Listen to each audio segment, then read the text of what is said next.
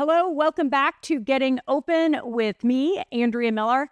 I have such an amazing, even groundbreaking show for you today. Let me just say, if you're a psychology buff, my guest has some unbelievable, truly groundbreaking research in the field of psychology and psychotherapy. If you love to dig into personality types, especially the Enneagram, I got something special for you. If you're like, what the heck's the Enneagram? Just stay tuned because it's super cool, super powerful. And finally, if you or someone that you're close to struggles with insecure or non-secure attachment, this show is going to give you so much hope and empowerment.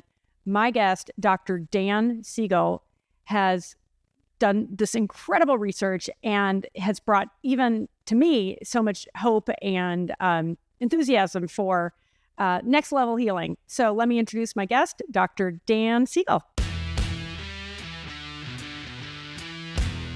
I am super excited to introduce my guest, Dr. Dan Siegel. Dan is a renowned neuropsychiatrist who received his medical degree from Harvard and completed his postgraduate medical education at UCLA with training in pediatrics and child, adolescent, and adult psychiatry. Dan is a pioneer in a field called Interpersonal neurobiology, which explores the connections between the brain, the mind, and relationships. So we're going to come back to this. Dan is a clinical professor of psychiatry at the UCLA School of Medicine. He's the founding co-director of the Mindful Awareness Research Center at UCLA and is the executive director of the Mind Sight Institute. And that's not all. Dan is the mega bestselling author of at least 5 New York Times bestsellers. I lose track. And I think 16 other books, which have been translated into over 40 languages. Some of these books, such as The Whole Brain Child, Mind Sight, and No Drama Discipline, are Bibles to many people, including many very grateful parents, such as myself. And Dan has a new book out called Personality and Wholeness in Therapy. For those of you who are watching, you get to see the cover because I'm holding it in my hands. A print book. It's so fun to hold on to. I read so much on my Kindle. Dan, is all that you do is work? Are you cloned?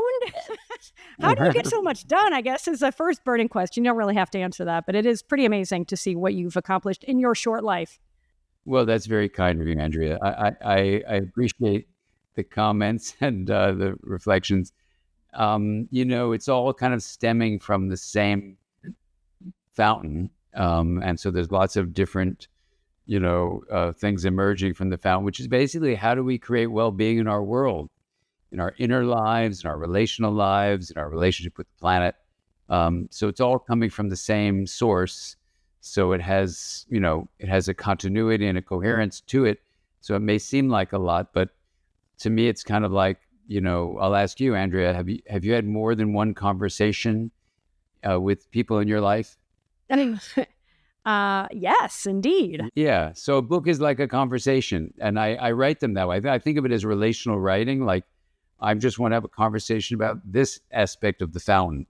How do we make a better world for all living beings? Well, it's work that has had a huge impact in my life and many others that I know. So thank you. So let's talk about your new book. You, your co-writers, and fellow researchers have done something very exciting. And I'm going to see if I get it right. It seems you have fused or overlaid interpersonal neurobiology. And I'm going to say again, that's because I don't want people to go like, what is she talking about? Remember, folks, those are the connections between our brains, our minds, and our relationships, all the good stuff. So you've overlaid the interpersonal neurobiology with the Enneagram of personality, offering the potential to unlock people's difficult patterns of thinking, feeling, and behaving, helping transform personality from a prison to a playground. Did I get that right? Yes, exactly. Yes. I mean, that sounds pretty groundbreaking. Well, I want to give a shout out to my co-authors, David Daniels, rest in peace, who was a leader in the popular Enneagram system that looks at personality through that lens. David's daughter, Denise Daniels, a wonderful researcher who actually published with Robert Plomin, her PhD advisor, one of the most referenced paper on the genetics of personality and temperament. Laura Baker, her best friend, who is a researcher in the genetics of temperament and personality, also a professor at USC, and Jack Killen, who is a former National Institutes of Health deputy medical director of the Division of Alternative and Complementary Medicine. So each of those four people, like myself, are trained as scientists. David and I were therapists. Jack, David, and I are physicians. And so, we had a wide range of academic science and medical science and, an interest in really taking this fascinating system called the Enneagram, which has its own way of looking at 9 core aspects of personality that they call types. And we began by realizing, that research suggests that these are patterns, not types. So we want to, if we can, strike the word type from our vocabulary when it comes to personality, because the research doesn't support that. But the notion of a personality pattern is supported, and that is what's the difference between a type and a pattern. A pattern is more a collection of variables and degrees of propensity that they each bring, and they tend to cluster together in what are called patterns, but there's a wide range within a pattern, whereas a type kind of infers you're just this category, you're in this box. So a pattern makes it more fluid and looking at the different dimensions. One of the classic, sets of patterns is called the Big Five, which spell the word ocean. Whether you're open versus closed, that's the O. Whether you're conscientious or not very thoughtful, that's the C. Whether you're extroverted versus introverted, the E is extroverted, that's the E. The A is agreeable, or whether you're kind of irritating, that's the A. And more the stubborn. N is whether, what's that? I said, or maybe a little more stubborn if you're agreeable or stubborn. Yeah. And N is how neurotic are you versus cool as a cucumber. So that's, those are the classic, pretty accepted 5 variables that can be arranged in all sorts of patterns. But what we did was we took about 50,000 narratives that David Daniels had accumulated over his career and asked the question, what do these stories people tell, with the bias of the Enneagram for sure, but what do they tell us about the nature of how people become who they are? And we took Hang this on, Dan, I want to stop you just for a second, just because I'm getting a little confused. So 50,000 narratives, meaning that David, your colleague, had collected 50,000 written stories? These were in through the school that David started with Helen Palmer. They would have people on panels who would tell the story of their life, what their beliefs were, what their way of thinking was, what mattered to them, what their emotional way of being in the world was, the way of regulating those emotions, their behaviors, the way of interacting with other people in the world.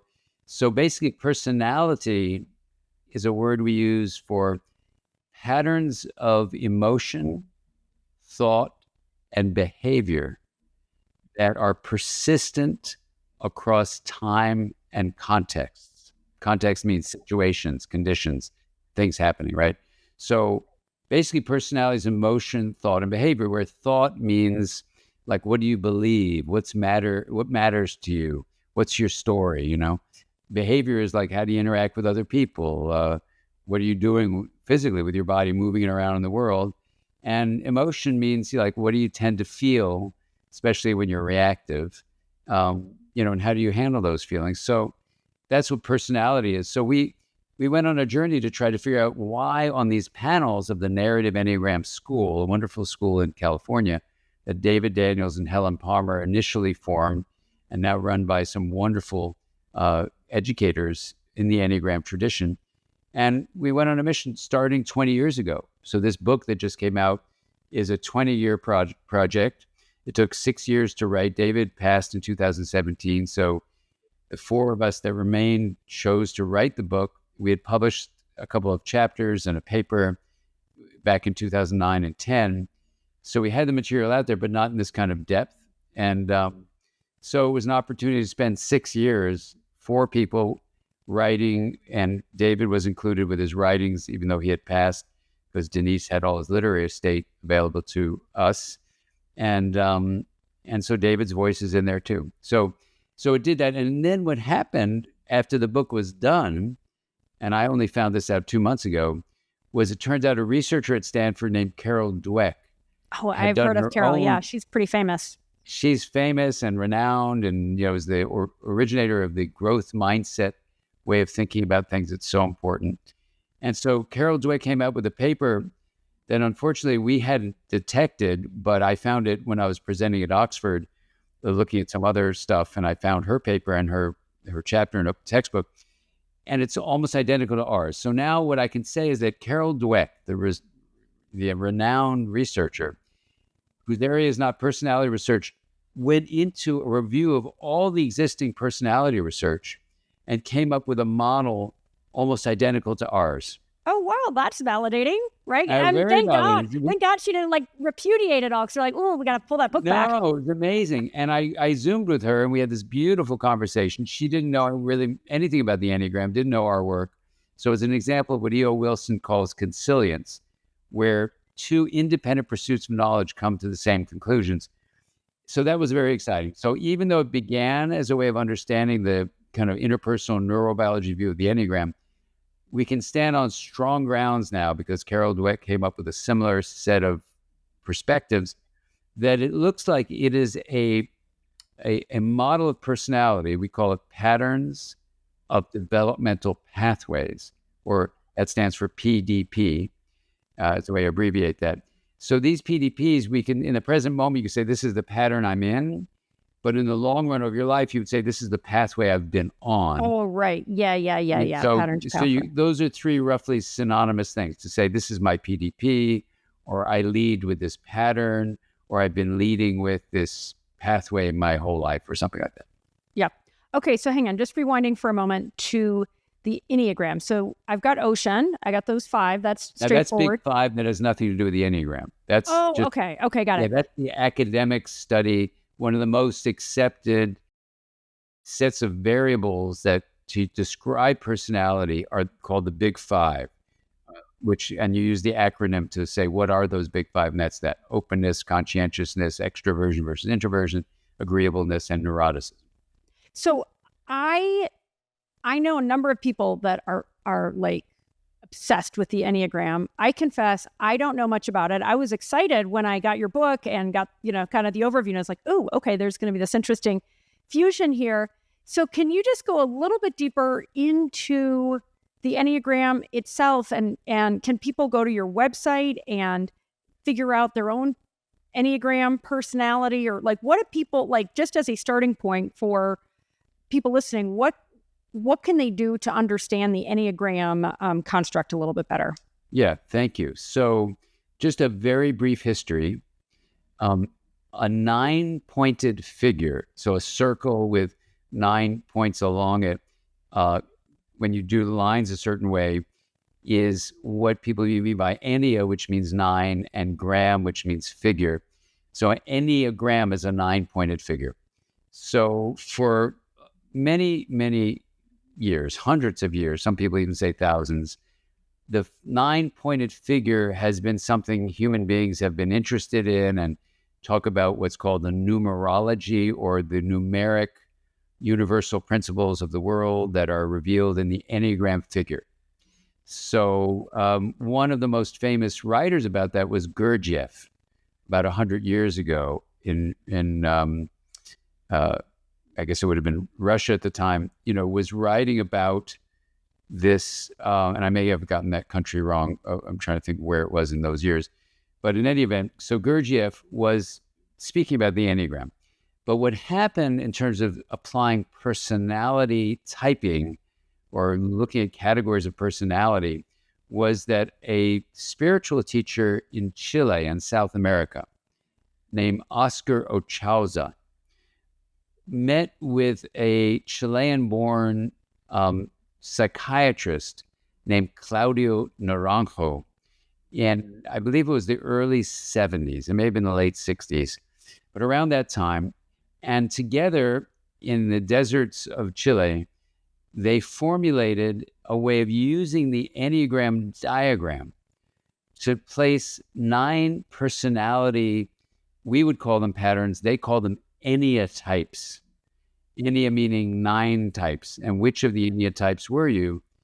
And so you can read Claudio Naranjo's writings if you want to see the original writings about the Enneagram system of personality. I will just use the term Enneagram, only referring to the Enneagram of personality, but just know that there are other people who write books about just this 9-pointed figure and what the numbers mean. And, for example, if you divide 7 into 1, you get every number but 3, 6, and 9, and that has a certain meaning that places 3, 6, and 9 in a certain spot, in the universe. And anyway, there's really fascinating things. That's a whole nother thing.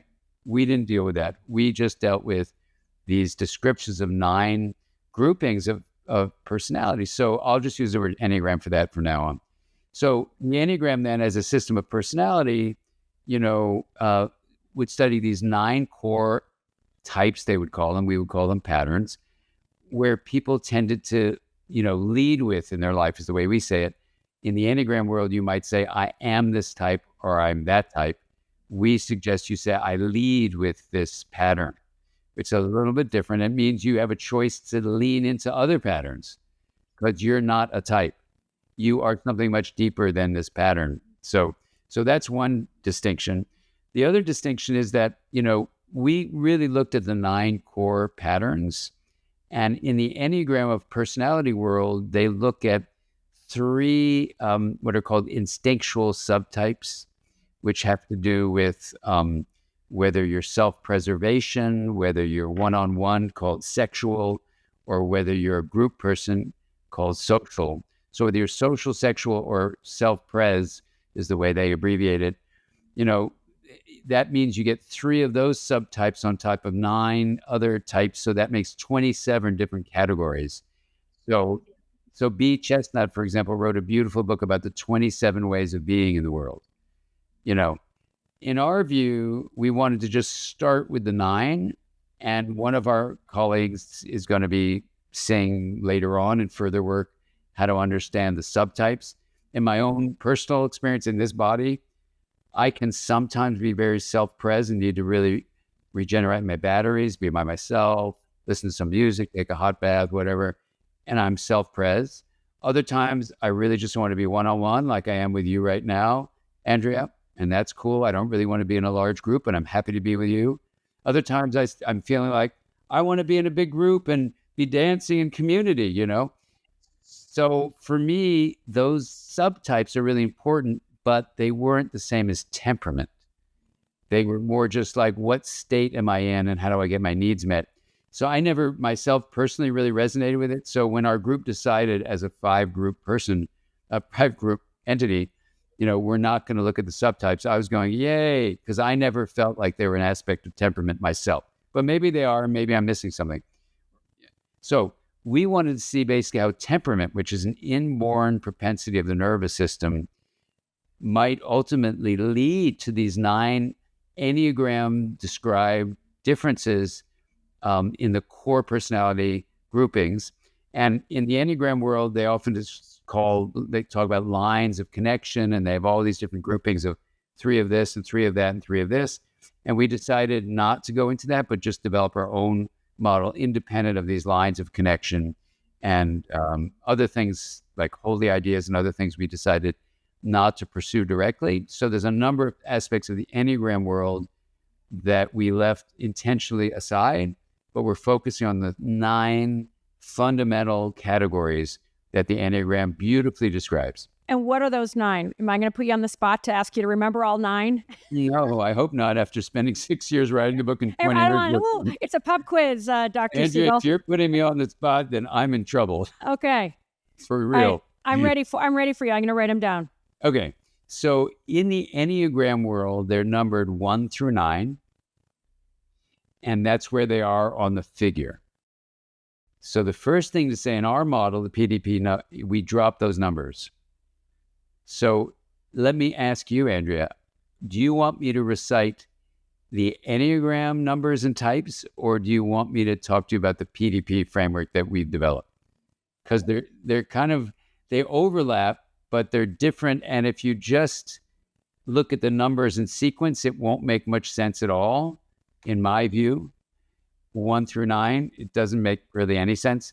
But if you look at it in the clusters that we did in the PDP group, it makes unbelievably profound sense. Well, let's go. And it actually makes sense of the Enneagram too. Okay, you're in charge. I just, when I'm thinking, from the perspective of, I think a lot of our guests or our audience who are going, ooh, what's one, what are those things? So you are leading the way.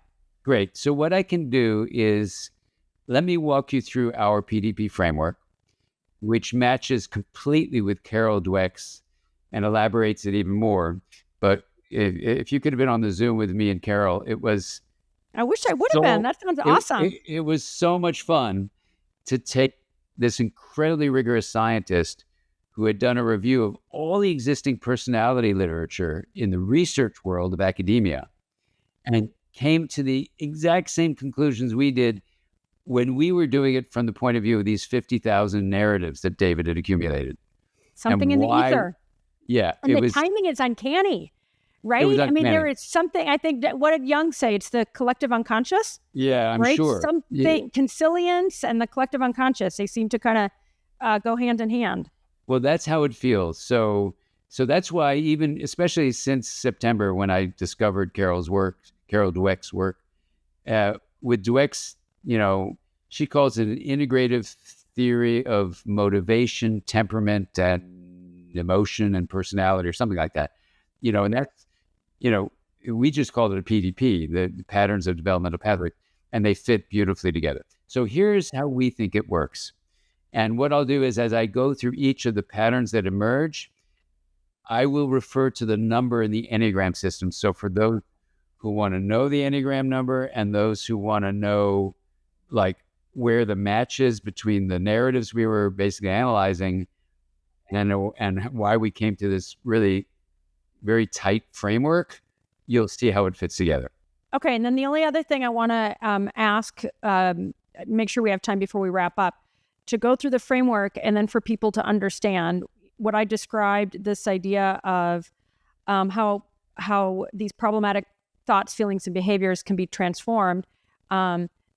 I think everybody's like, okay, I want to understand the framework. Now what can I do with it? Right. Well, first of all, the book, Personality and Wholeness in Therapy, even though it's for therapists, anyone can read it. I mean, when I wrote that book, with my colleagues, but I was basically writing the final versions, because therapists, for the most part, are not taught anything about how to use frameworks of personality in therapy. I mean, I've asked so many therapists this, and I would say it's about 99% of therapists I have asked, hundreds and hundreds and hundreds of therapists of all persuasions, and I'm including that, 99% of us never got a single lecture on how to understand personality and what to do with it in therapy. So this really is groundbreaking. And, it sounds like this very well could influence how mental health practitioners get trained in the future. I think so. And I wrote the book for therapists, even though anyone can read it. And I think the reason I'm bringing that part up is, if you're not a therapist, but you're a motivated reader, because therapists don't know anything about the background either of the Enneagram usually, or the interpersonal neurobiology stuff, or the stuff I'm going to talk about, temperament, I had to write it so that any person, any therapist, where the majority don't have any background in this, would be able to absolutely understand it. So, but I didn't leave out any of the science. It's a pretty intensely science-packed book. It was written by it's 5 dense. scientists. I confess I haven't gone through it all, but it's dense. Well, the thing that it strikes me, just as a small aside, is what I've heard from my friends who are doctors. Well, you're also obviously a medical doctor, that you get very little training in nutrition in medical school. And we know how critically important what we eat. I mean, remember the old adage, you are what you eat. And so when I think about, honestly, I feel really excited by what you've developed and how, let's face it, as individuals, we have to advocate for ourselves. And I think when whether we're talking to our therapists or mental health counselors, or we're talking to our our physical health doctors, for us to advocate, to be informed as consumers, to ask about nutrition, to ask about personality. I mean, to me, that you are handing people a greater opportunity for their own agency and advocacy, right? And let's face it, people don't know what they don't know. And so when I think that's about exactly right. your point about empowering the therapist and empowering the patients and clients, that then feels like that starts to stimulate what I hope will end up being a helpful flywheel, like the next step in therapy. Yeah, I hope so. And, it's so interesting because the first leg of this 20-year journey was, I was hanging out with the Enneagram folks, my 4 colleagues and their colleagues, and just saying, look, is there anything interpersonal neurobiology would offer that might be helpful to understand the Enneagram? But then as we went on, and I thought, well, hold on a second, what did I learn about personality or even temperament in psychotherapy? And it was nothing. I learned nothing. And then I started asking my colleagues, they learned nothing. Then I asked my students, and I could ask hundreds and hundreds and hundreds of therapists. And for the most part, it was nothing, even though there's some things like personality dynamics and the big 5 and things like that are out there, but they don't have direct clinical application. And often therapists aren't trained in those things. So anyway, so then it became not just a book or a journey to describe, well, what might be the neuroscience of the Enneagram. It was, could the Enneagram inform a deep understanding of temperament's movement toward personality in a way I'll describe in just a moment. And then when Carol Dweck's paper came out, after the book was already in the warehouses, so it's completely done, I was overjoyed, because then it became clear that the PDP framework described in personality and wholeness and therapy is not just a translation of biased narratives looking at the Enneagram perspective, but in fact looks like it is grounded and consistent with and consilient with, which means they were described from independent pursuits, with academic research on personality over the last 70 years. So then it was like, wow, then this might in fact be actually not just a bias of the Enneagram. So I'll talk about it with deep respect for the work of the Enneagram, which I think is fantastic, but then say the PDP model stands independently from the Enneagram. And now I can say that I was saying that tentatively before and using it in therapy, just saying, you don't need to know anything about the Enneagram to use the PDP model. And now that Carol Dweck came up with this incredible consilient framework, this integrated model, it fits completely with ours. It was like, wow, okay. Then it looks like it's a freestanding view that she came up with a totally consistent model with ours. That's exciting. Congratulations. I mean, I can see your radiance, and knowing that, what a journey, especially after spending 20 years on the framework and then the last 6 writing the book, and just to discover this in a 2-month period is pretty exciting. That's really cool. Yeah, it's really, you're catching me on that. Just I love it. No, I'm happy. The energy of that, So, and the book just came out. So here's the way to think about it. Just to label and name the terms. So the first term to begin with is temperament, that we're all born with a tendency of our nervous system to be sensitive to certain things over other things, to react with more intensity or less intensity to certain things, even to respond when novel stuff comes up, And if you just stay with that as sensitivity and intensity of response, let's just call that reactivity. So the propensity to be reactive in one way or the other, looks like it's inborn. Some of that, but not the most of it. Some of it is genetic, but it looks like not the majority of it. So in other words, you can have identical twins with different temperament profiles. So that's the first thing to say. The second thing to say is that attachment is a word we use for the relationships that we have with our primary caregivers.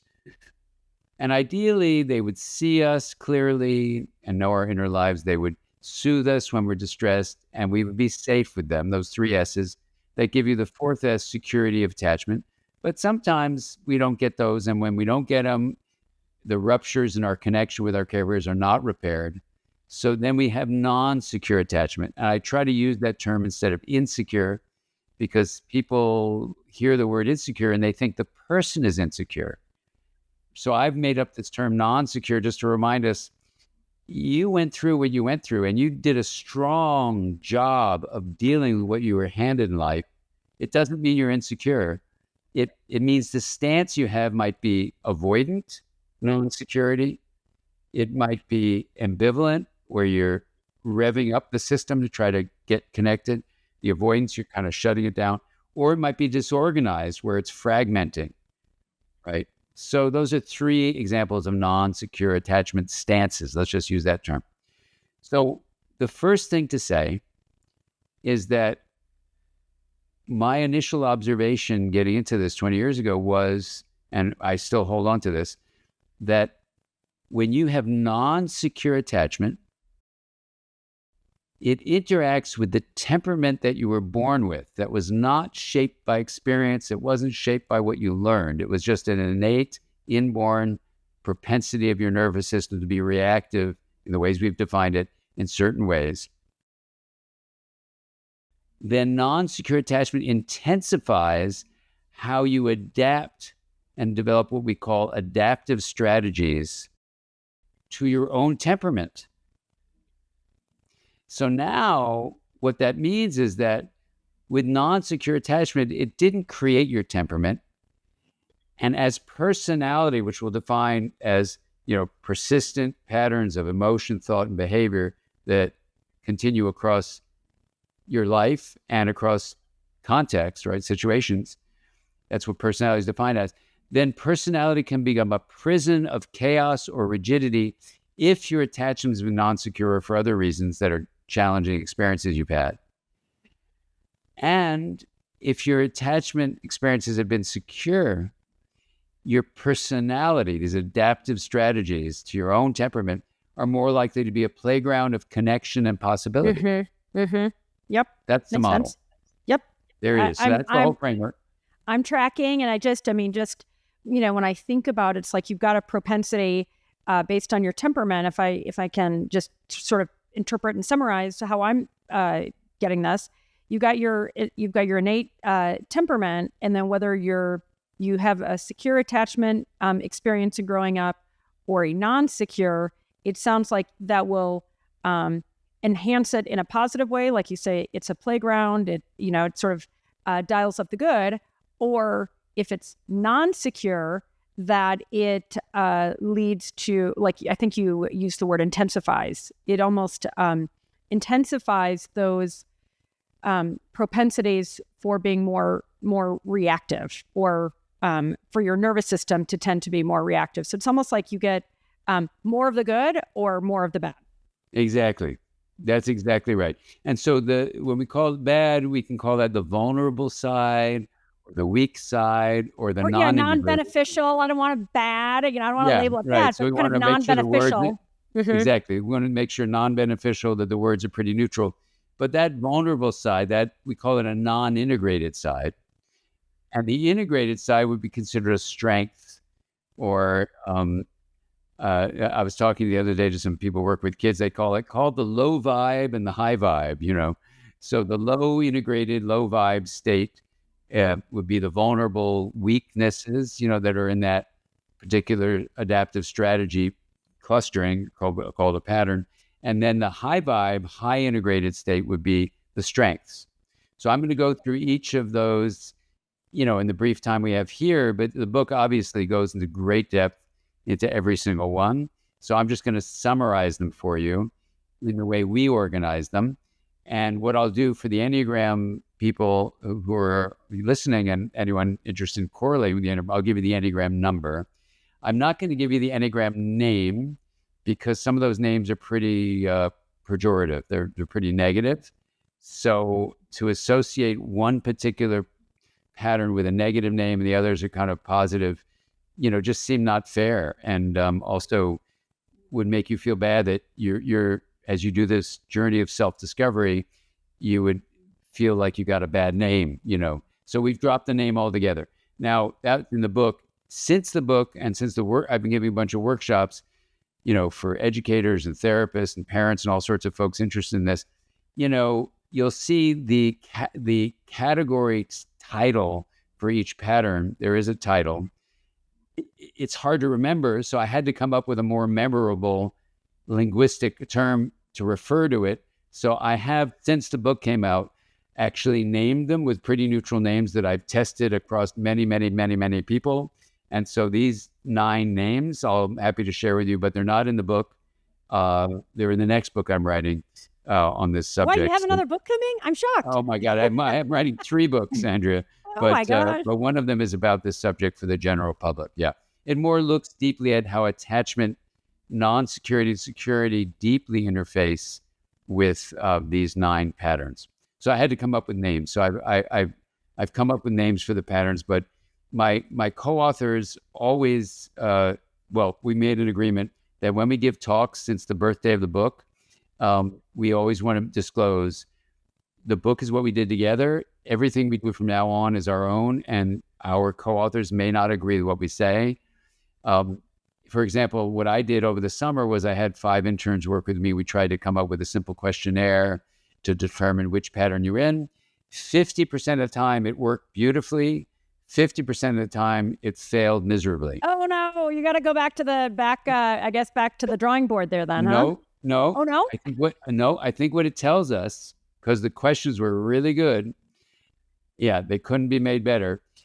The issue is that the lens through which you look at what we're going to be looking at, which is motivation, needs to be super clear for you to look into those depths. Oh, and okay. if your lens is pretty foggy, it doesn't matter what kind of questions you ask, you're not going to get accurate responses. So it's more like who is taking it matters, it sounds like. Who is taking it matters, exactly. And so because half the time you're going to be wrong, I've given up on just giving simple questions. However, there's a story I'm going to tell you that people do respond to, and that seems to work well. But it's still something you should be open to, just saying, let me look at all 9 patterns. Let me see which of these pathways really resonates with me. Maybe I resonate with 5 of them initially. Maybe I said, it's really these 3 I resonate with. Hey, I think it's these 2 that are my leading primary ones, and I have these other ones as secondary ones. So you don't have to shove yourself into a box or make yourself think I need one or the other. You may relate to a few of these, as many of us do. So the research needs to be open. Maybe people lead with 2 or 3, and you'll see the reasoning why that would make sense. Okay. Well, I'm gonna put it out there. You can say yes or no, or we can talk about it later. This seems like a great thing for us at YourTango. We have millions and millions of people that come to the site every single month. So maybe we can be a conduit for getting people to take your version of is it correct language for me to say your version of the Enneagram, or how would you even describe that? No. I would not say it like that. Okay. How would you describe it? I would say that, especially after the Carol Dweck paper came out, I would say this is a dive into a deep view of how temperament interfaces with attachment to form our personality. So in the Enneagram world, they don't talk about temperament. They don't really talk about it, the attachment science. They do say things about personality for sure. So so even though it started that way, my colleague may feel differently about this, but for myself, I would not say it that way. I appreciate that clarification. Yeah. Now you might say the PDP framework offers an interpersonal neurobiology view of what the developmental neuroscience says about the Enneagram. That's for sure. And it was inspired by the Enneagram narratives, for sure. It's in the first page of the book, and it's in the last page of the book, and it's all over the book. So there's nothing hidden about the fact that this was inspired by Enneagram narratives, for sure. And we love the narrative Enneagram school, and we love the pursuit of that. But it is a freestanding view. Now I can say this with a lot of excitement that, it seems to be conciliant with academic research on personality. It's certainly conciliant with the whole field of interpersonal neurobiology. That's what it's based on. And here's how it goes. we think that, and this is our theory, it needs to be tested and it could be wrong, but just feel into this story, that when you're in the womb, you have the experience of effortless being.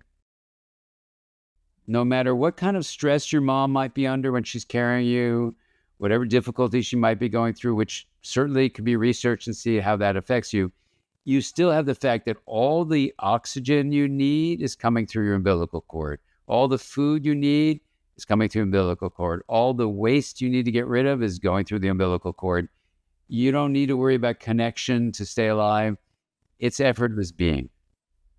Let's just call that being whole, WHOLE. Now, we know in the last trimester of pregnancy, implicit memory is a form of memory where the brain is encoding things into perceptual memory, emotional memory, bodily memory, and even behavioral memory. And it gets generalized in what are called schema or mental models. And it even has something called priming, which it gets you ready for something. So here's our hypothesis. You have an implicit memory of wholeness, of effortless being. So feel into that right now. For you, Andrea, and everyone listening. Now, the key things about implicit memory are you don't need to have an area of the brain called the hippocampus that's available to encode explicit memory, the second form. And what it means is that you can encode all these things with a very young brain in utero. And when pure implicit memory is encoded, when it's stored and then retrieved, when it gets activated, it doesn't have a tagging that it's coming from the past. Oh, wow. The retrieval of pure implicit memory comes out as a bodily sensation, as a perception, as an emotion, as a behavior, as a mental model, as a getting ready called priming, that is not tagged with, oh my gosh, I'm remembering something. So we believe there's a feeling you get of wholeness that you know literally in your bones is an effortless being that is at ease. All your needs are being met. There's no doing that needs to be done. Okay? Now, once you're born, now obviously the birth process itself might have its own issues, but let's say now you're out, however you got out here. What's the difference? The difference is if you don't breathe, you die. If you don't eat, you die. If you don't have connection, you die. So it's literally a do or die situation. We call it working for a living. So now you're in this working for a living situation that you'll be in the rest of your life. Do or die. And that activates one of three deep networks in the brain. Part of it is in the subcortical, meaning beneath the cortex areas that are forming before you're ever born. And we rely on the work of Jaak Panksepp to understand much of this, and Steve Porges, two neuroscientists that are writers in the Interpersonal Neurobiology series, all these books in that series. Anyway, the three we're going to look at are the one that's involved, in Jaak Panksepp's terms, with anger, and that is part of a larger network, the subcortical emotional network of anger, and its drive, the motivation is for agency. So let's label that with an A. We call that a vector. It sets a directionality of energy flow. So A is the first one. B is for bonding, for relational connection. And C is for certainty. So when the drive for agency, for embodied empowerment is thwarted, you get frustration, irritation, anger, right? When the drive for bonding is thwarted, you get separation, distress, and sadness. When the drive for certainty is thwarted, you get anxiety and you get fear. So if you take those three fundamental vectors and add another way of dividing it to three, which is we've noticed, and Mary Helen Imordino Yang actually did a study that showed that this exists. You can show this in the brain. People tend to have this other aspect of temperament. So we think your reactivity of A, B, or C is an aspect of temperament. And another aspect of temperament we're proposing is whether your tendency of attention to have its primary orientation, and that's a lot of letters to type out, so I changed it to the word, I made up a tendency, the tendency of attention in its primary orientation, we're just going to call it a tendency. It can be inward, so some people have this inward focus, or it can be outward, or it can be dyadic, meaning a shimmering between inward and outward. And if you apply those three tendencies to the three vectors, you get 9. So there's an agency inward, which would correlate with the Enneagram 1. You get an agency dyadic, which correlates with the Enneagram 9. You get an agency outward, which correlates with the Enneagram 8. And then you move away from that vector, and nowadays I'm putting this as a grid, you go to bonding. The bonding inward correlates with the Enneagram 4. The bonding dyadic correlates with the Enneagram 3. And the bonding outward correlates with the Enneagram 2. Then if you go down to the next vector, certainty inward correlates with the Enneagram 5. Certainty dyadic correlates with the Enneagram 6. And certainty outward correlates with the Enneagram 7. Right? So basically, if we walk this through, if we had more time, I would walk you through basically what the journey is, and we can just start with just one as one example. Let's just go to the top of the grid and go to agency inward. So I used to be with effortless being, now I come out of the womb, and now my temperament makes my agency vector the main one, but my tendency is inward. So I need to get my bodily needs met, but I'm having all this energy inward and I need to get my needs met from outside, right? So what I do is I end up having a mapping pattern as my adaptive strategy. And mapping, what that means is I map out how things should be.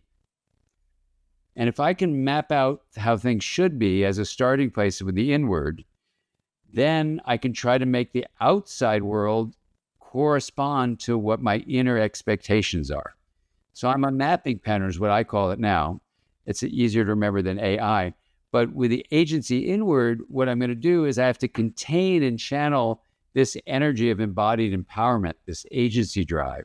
So I have a way of regulating my emotions in a certain way called, basically contain and channel. I'm down regulating the emotion of irritation, frustration, anger, fury, rage. All that range is called anger. And so you can see the vulnerabilities I would have, the weaker side would be I'd become excessively focused on my expectations. When I didn't meet them, I'd be really angry with myself. If you didn't meet them, I'd give you like 100th of what I give to myself. I'd really be furious with you, but I'd really contain and channel it, and that's the downside. The upside, the reason you'd want me on your team, if we're going on a camping trip or I was working in your company, is I'd be unbelievably comprehensive because I'd be mapping inside of me the way we should do this project. Right. So and then there's that intrinsic motivation, right? It sounds like because that intrinsic motivation, absolutely. You don't have to tell me what to do. I have an internal map of it. But if I have a non-secure attachment, for example, it will intensify my mapping pattern, and I'll go to the downside of it. So when you do work with me as a therapist, or I do my own internal work, what I'm going to do is two things. I'm going to free myself from the prison of the downside of the mapping pattern, just using this is one of 9 examples. I then access the higher strength, integrated, high vibe side of this, where I'm now just coming to the world with a lot of internal maps. But if it doesn't match it, I don't get really pissed off. I'm able to be present, but I bring my mapping strength to our project together, right? And then what I also do, in addition to reaching the higher functioning of my particular pattern, is I can tap into any of the other 8 patterns' higher sides. Oh my gosh. So since we have to go in just a few minutes, and I'm going to just flash the book again for those of you who are watching, Personality and Wholeness in Therapy. And by the way, I don't think you can get it as a digital book yet, can you? I don't know. For some reason, I don't see why you think wouldn't. I looked to. I thought I looked because I usually listen or read on my Kindle. So that could be just one thing to note for anybody who's trying to get it. It's great that it's in print and on Amazon. So just know that it may not be available if you like to read things digitally.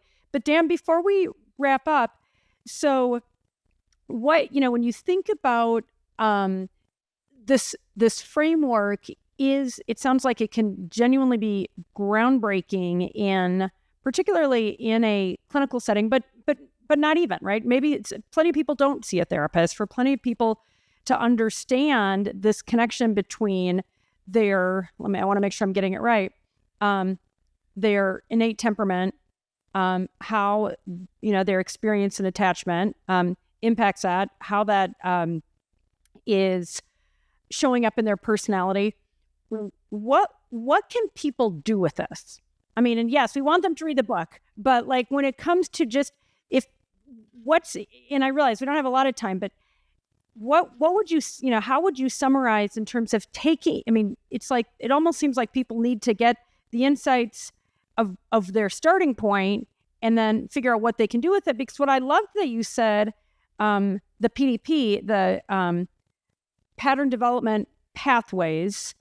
I'm a big believer, and I think you are too. It's like the beauty of neuroplasticity is we can change, right? But you have to be really motivated to change. So I guess in 12 seconds, I'm just kidding. We have a few minutes, but I'd just love for you to kind of explain like what you feel like people can't, whether you're a therapist or a counselor or, just a person who wants to heal themselves or somebody they care about.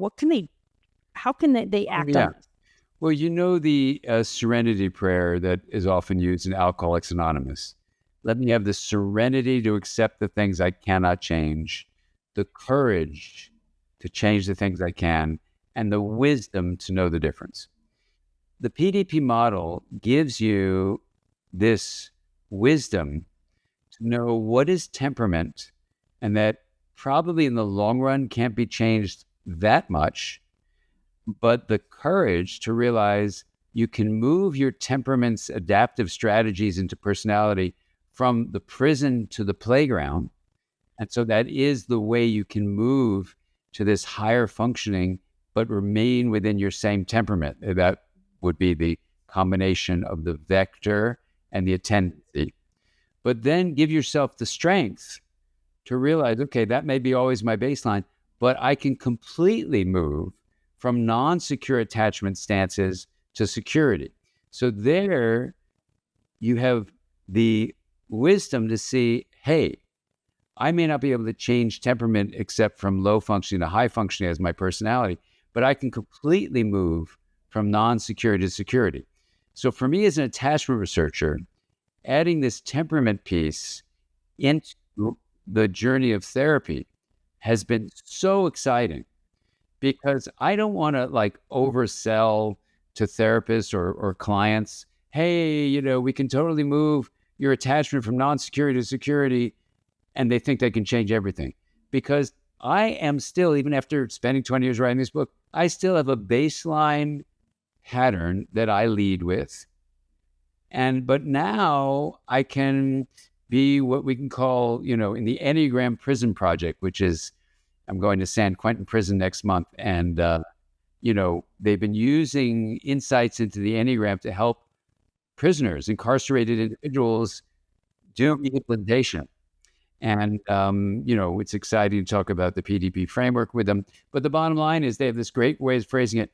When you're above the line versus below the line, you're able to see an overview of where you're at. So I can see, oh, look what I'm doing.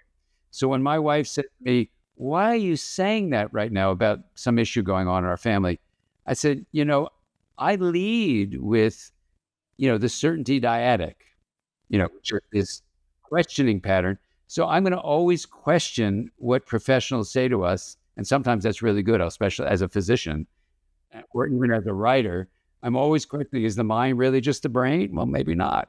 And it turns out it's not. Or is the self just the individual? No, it's not.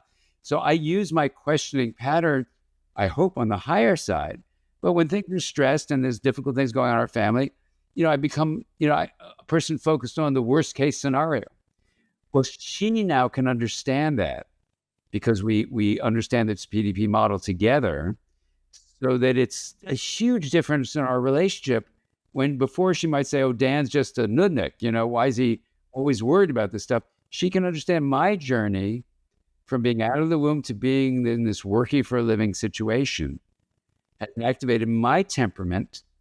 And because I had all the forms of non-secure attachment you can have, it intensified the way my adaptive strategy became like a prison. But now it's moved to a playground. So I could, in a fun way, say, hey, I'm thinking about the worst case scenario. What else am I going to do given my pattern? She goes, oh, yeah, that's right. And we just laugh about it. Before, it would have been, oh, we're going to do. So it frees you up. And also, it frees her up to know, I may always do that all of our lives. It frees me up to know, that's just my temperament. And I can't really change it, but I can have fun with it. And guess what? I write a lot of books from that platform where I'm the questioning pattern, where I'm doubting everything. I'm even doubting my doubts. It's those people know me. It's actually a remarkable thing that I've even written one thing, let alone, over 20 books and edited over 100. It's so when you learn what your temperament is and realize you can't change it that much except to move it to a higher function of playfulness, then you're free to say, I can actually go into full-on secure attachment with having any kind of non-secure attachment. I'm a living example of that. And yet your temperament still remains there. So it gives you this fluid, dynamic, really great empowerment to transform your life and connect with people and your inner life with much more fluidity and fun. Well, empowerment feels like the exact right word. What I feel like I'm getting is acceptance and non-judgment, right? And I'm going to go toe-to-toe with you with all that non-secure attachment. I got a lot of that myself. And so for those of us that had that, like you said, that it intensifies our innate temperaments where we tend to be that much more judgmental and hard on ourselves. And like you say, everything just becomes intensified. This does feel like having that insight into ourselves. I mean, even the serenity prayer that you described, having that serenity to be more accepting, knowing you can find the best version of that and find peace and joy, and and just like rest. Like it's hard to feel like you always have to change and be different and be better. And then the other thing I really want to emphasize, what a gift it is, to know that you can go from non-secure attachment to secure attachment. Because when I think about the hurt and heartache that is so pervasive in so many of our lives, that singularly to me feels like the best news, right? Because so many of us are just, we may have a tendency toward reactiveness, but that propensity for that to become really out of control and really hurtful, we can do something about it. To your point, you literally said you can go from non-secure attachment to secure attachment. You heard it here, folks. Dr. Dan Siegel is saying, yes, you can. You just gotta, you gotta do the work. Exactly. And what the PDP framework helps you see is how to distinguish between what's your temperament and how you've adapted to that to form your personality versus what's your attachment, let's just call it a stance. But when you clarify what's my attachment stance, is it secure or is it the three kinds of non-secure attachment stances? Ambivalent, which is called preoccupied, or avoidant, which is called dismissing, or disorganized, which is called unresolved in adults. So if you just take the attachment stance and say, I can totally move to security, beautiful. Now, if you say, I'm able to free myself up to move my temperament to its higher, more playful playground way of being, but I can't get rid of my temperament altogether, then you're not just trying to create the impossible, which is to totally get rid of your personality, And so that way it really frees us whether we're professional therapists or just people on the planet, to lighten up and say, okay, there are certain things I can change, certain things I can't. Give me the serenity to accept those things I can't, move them to higher playground states. Yes. I want the courage to change the things I can fully, security, and moving to a playground from a prison of your personality. And then the wisdom to know the difference. My deepest hope is this PDP framework gives us that wisdom. That's so beautiful. I mean, it feels so especially in a time that it feels really challenging for a lot of people. This feels very hopeful. And, recognizing... Well, and Go ahead. You're saying that, Andrea, there's always a new thing that comes up when you say these things, but there are 9 ways we burn out, and there are 9 ways to reignite your passion for life. So in these challenging times, what I've been teaching about for activists, for example, is to understand what's your particular vulnerability to burning out based on these 9 PDPs. And then how do you do your growth edge work to reignite? So that's a whole nother thing you can get into. A whole nother podcast. You're going to have to come back. And we'll have to book like 5 hours. Yeah. We can just keep talking. Yeah. Beautiful. Well, it's great to have this hour with you, Andrea. Thank you. Thanks for inviting me to join you today. Yeah, no, I love it. I'm excited to finish the book, and I look forward to your next book, and we'll sync to figure out what we at YourTango can do to help, in addition to this podcast, in the written format and what you were describing potentially in sort of that that diagnostic. Maybe we can get some more people using that as a useful tool. Great. Well, there won't be a simple questionnaire as a diagnostic, so don't hold your breath for that. Don't hold your breath for that. Okay. I don't think it works. No, I just don't think it works in half the population. You don't know which half is which. So, okay. I was going to say they need to be screened, but all right, this will be for don't wait another for conversation. That. Don't wait. The screening itself, would be limiting. So just doing a little bit of the work to really sit with these 9 and then feeling into, I call it sifting, checking with your sensations, your body, your images, your feelings, thoughts. All those things are ways of actually exploring where you are. And that's the best way to do it, rather than one of these questionnaires which are sold as, validated measures, but they actually aren't validated. Okay. And we did the study to show that half the time they don't work. Okay. Well, there you go. That's helpful too, right? It's good to know what doesn't work. I mean, half the time it does work, but you don't know which half you're in. Mm-hmm. It's like advertising. Remember was it David Ogilvy that said, half your advertising works, half it doesn't, but you don't know which one. So which is which, right? Right. So the good news is it just takes a teeny bit of time and effort, and then you can explore and really get this wisdom, I think, available to you. It's not that much time or effort. Amazing, for a big payoff. All right, Dan, it's such a pleasure to be with you again. Thank you for being on Getting Open, and I hope to see you in person soon. I'm going to make a trip to LA one of these days and take you out to lunch. Great. I'll look forward to seeing you then, Andrea. All right. Thanks. All right. Take care. All right. Thanks. Bye. Bye-bye. Okay. Thanks so much for tuning in to another episode of Getting Open. Wow. What a full, dense session that was with Dan Siegel. Man, when I think about just that last little bit about how no matter our experience, we can go from non-secure attachment to secure, that feels so, honestly, so heartening for me. And as somebody that's so passionate about healing and becoming whole, I'm just profoundly grateful for the research he and his colleagues have done over these 20 plus years and what it means for us as just, mere mortals to be able to improve our lives and benefit from that research. So I hope you loved it as much as I did. I would love your questions, your comments, your feedback. What do you love? What don't you love about this show? If you are listening and haven't subscribed to me to my show on YouTube or iHeart or wherever you get your podcast, please do. Finally, you can email me gettingopen@yourtango.com. I would love to hear your feedback. Again, ideas, thoughts, questions, advice, feedback. Who do you love to see on my show? Let me know. I and my team bring you this show with our full hearts and with such, genuinely, such a huge desire to make your life better and for you to get more open, to feel more whole, to heal, and to feel more connected to the people that matter to you in your life. So that's it for today. I look forward to seeing you on the next episode of Getting Open. Thanks for tuning in.